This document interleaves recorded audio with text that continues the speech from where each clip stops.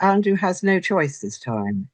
He really is in a corner, and he really has to do what the thing that is expected of him, and that he has to fall on his sword, and he has to comply with his brother's wishes, regardless of what he might feel inside, or regardless of whether he is guilty or innocent. He has to comply with this, and there is no choice. When there's no choice, you step back. I think that Andrew is always been too entitled. He's too he's attracted to, as his father said, seedy billionaires. Um, he he doesn't have the strength of character to deal with these kind of people, and I think basically he's turned out to be a complete disaster. As far as I can see at the moment, Andrew has no future. The only future he has is a future that will be of his own making. And if he was perhaps prepared to be more humble and say, look, I have made a complete mess of my life, and I had more opportunities than anyone probably in this world will ever have, or ever has been able to have. And I've really messed up.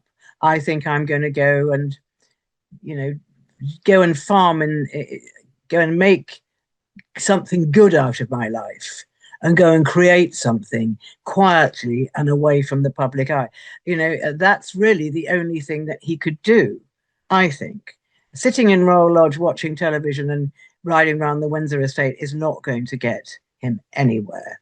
He has to make the decision, say, right, I've messed up and I'm going to try and mend my life, because there's many, many people before him that have done so. There's been so much news in the last 48 hours, all of it pertaining to Prince Andrew. And we realize, everyone knows that every time there's going to be a whisper of scandal, somehow or other it's going to be related to him. And however arrogant and regal Prince Andrew might be, he's totally aware that it is damaging to his brother, the king. And it is. And so Andrew and his brother obviously were both under pressure. And also the rest of the royal family, they kind of stood by Andrew as a family would when someone's in a lot of trouble. And they obviously talked about it. Apparently, they all talked about it together, and they all decided that Andrew really had to do the honourable thing and relinquish his titles himself rather than be pushed to relinquish them. We know, and presumably Andrew knows too, that this is not the end of it. This is going to go on, and it's going to be a drip feed, and it is damaging to the monarchy. It is damaging to his brother, and Andrew's always said that that the monarchy is very important to him. Well, it's enabled him to have the life that he has, and the titles and everything that he had. And I think there was no alternative for him to fall on his sword. And I think that brother Charles, the king, allowed him to look at least honourable in this one instance. If Charles had said, right, you've got to go, and Andrew had fought against it, it would have looked terrible. So I think he had to do the honourable thing and fall on his sword. But the interesting thing is, Ethan, that he's only said that these titles are in abeyance.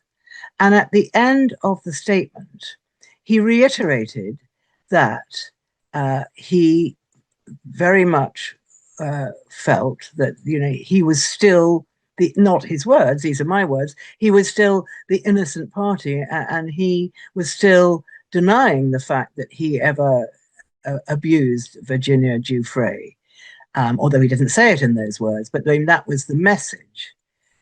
So even after all this and the latest Epstein email, which has really made all this happen, he's still saying, that I am an innocent. And I think that he obviously believes that in his own mind, and I think that his most of his family probably believe it. So and they know more than we do.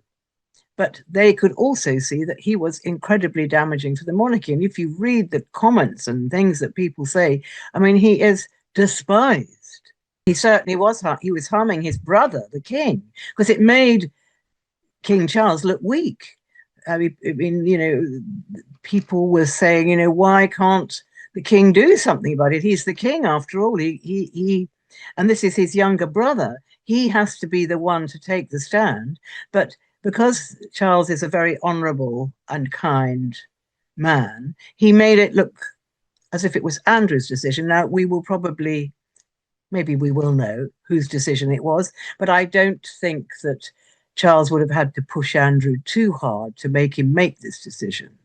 I don't think Andrew for one moment is happy with this, because he values titles and honours, especially the Order of the Garter. He values them so much, as we have seen.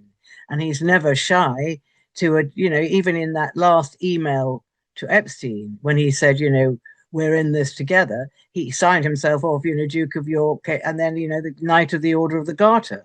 So he likes a title, and he likes people to respect him for who he is. And he's made that very plain over the years.